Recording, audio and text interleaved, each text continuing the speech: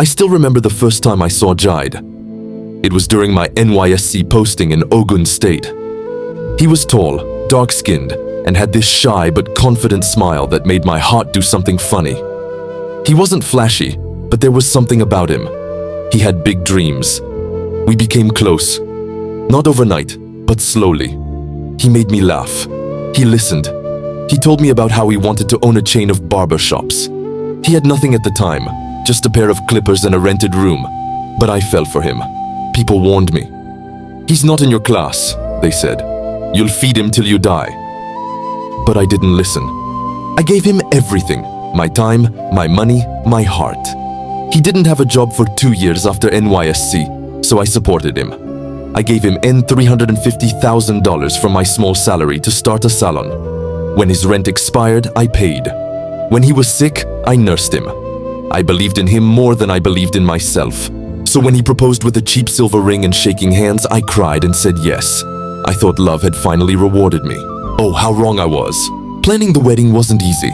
Jade's family didn't contribute a dime. My parents were skeptical, especially my father. He pulled me aside one evening and said, "Anita, love is not enough. If he can't stand on his feet now, how will he carry you?" I defended Jide like a soldier. "He's trying, Daddy, he just needs time." My mom was quiet. She liked Jide's gentle nature but feared I was over-sacrificing. We fixed the wedding for June 3rd. I handled most of the costs. My gown, makeup, decorations, food, even the rent for his suit. I didn't complain. I believed I was sowing seeds for our future. The night before the wedding, Jide didn't call. I messaged him. "How are you feeling? Nervous?" No reply. I told myself he was probably tired, but deep down something didn't feel right. June 3rd. My alarm went off at 4 a.m. I had barely slept. My heart raced as I dressed. Makeup was done, hair curled, gown zipped up. I looked in the mirror and whispered, "This is the happiest day of your life, Anita." The church was packed by 10 a.m. People were clapping, chatting, smiling.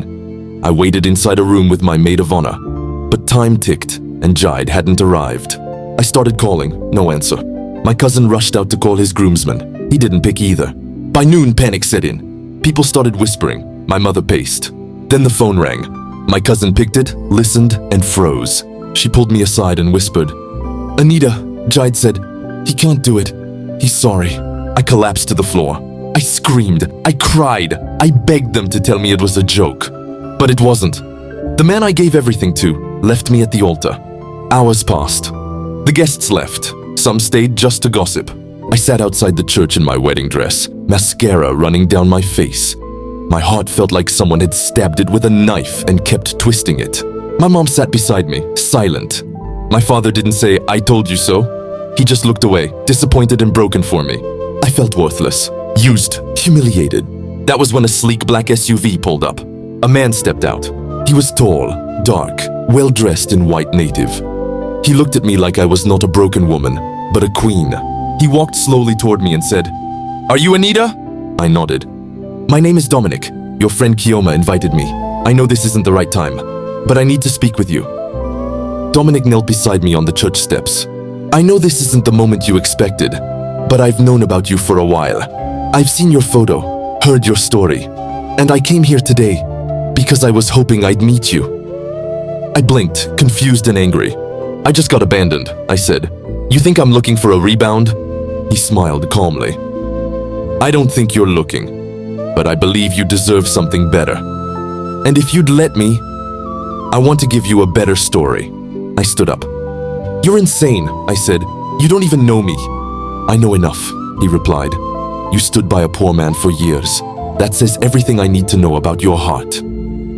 I left without replying, but his words haunted me. 3 days later, I received flowers. Then another visit. Dominic wasn't pushy, he wasn't flashy. He was patient, consistent, and respectful. My friend Kioma told me the truth. "He's been asking about you since I posted your NYSC photo 2 years ago. He's not joking. I asked God for a sign. I cried. I prayed. And then I saw it." Dominic didn't fall in love with me after I was glowing and successful. He showed up when I was at my lowest and still wanted me. So I said yes, not because I was desperate, but because I knew a man who chooses you in your worst is the one worth building your best with.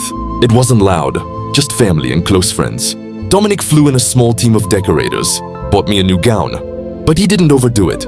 He held my hand at the altar and said, "This time, no one will leave you." As we said our vows, I cried. This time not from pain, but from peace. When the pastor said, "You may kiss your bride," he whispered into my ear, "Thank you for not giving up on love." I was no longer the abandoned bride. I was the bride who chose herself and was finally chosen back. 2 weeks after our honeymoon in Mauritius, a visitor came to the gate. Jida. He looked thinner, tired, defeated. He knelt and begged. "Anita, I'm sorry. I panicked. I was scared. I felt like I couldn't give you the life you deserved. I know I failed you." I stared at him speechless. He looked at my ring, my house, my new life. "Is this what you left me for?" he whispered.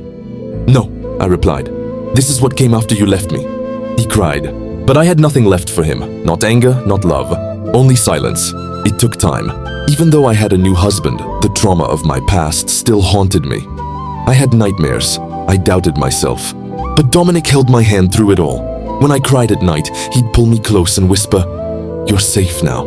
He helped me start my own business. He encouraged my passion for interior design. He didn't just love me, he empowered me.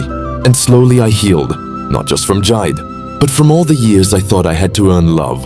1 year later, on June 3rd, Dominic drove me to the church. He held my hand as we walked to the exact spot I once sat crying in a wedding dress. He knelt.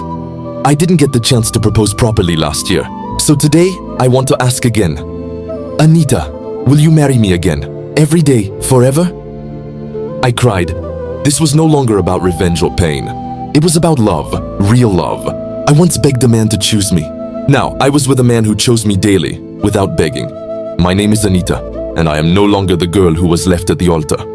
I am the woman who rose from her ashes and married a man who saw her worth when no one else did.